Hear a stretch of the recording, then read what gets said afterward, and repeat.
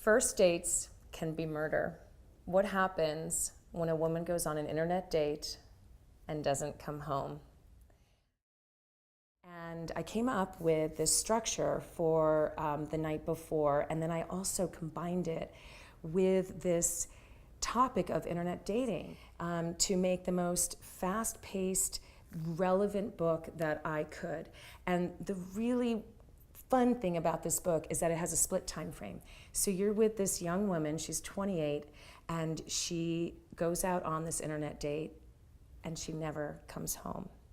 But you are with her hour by hour in a first person present tense narration, which is very intense. But the other narration is her sister, Rosie, and she's come back to live with Rosie. So she's staying at Rosie's house, and Rosie wakes up the next morning and her minivan's not in the driveway, and her sister's not home, and she knows something has gone terribly wrong.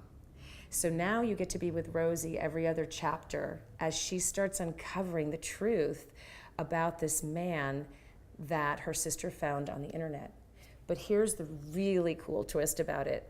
This is not a damsel in distress book at all. What we learn as we go through the book is that Laura has a very dark past. So she actually starts to wonder if maybe her sister did something to this man and not that he did something to her.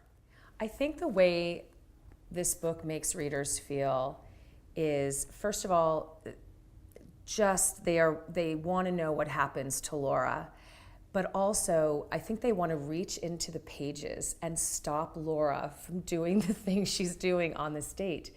And this is what I tried to make so relatable, that there's a psychology in the book about attachment styles and attachment issues that almost all of us have to some degree.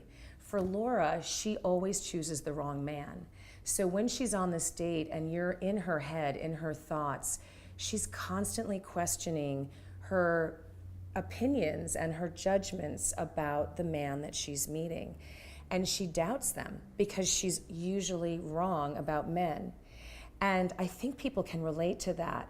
But at the same time, you know the date goes wrong. So you know at some point when she's having these doubts, she's going to be right about them. And the other thing I think that you feel is this bond between the sisters. They grew up together, but in some ways in a very different way because their father felt differently about them, which is at the heart of Laura's issues.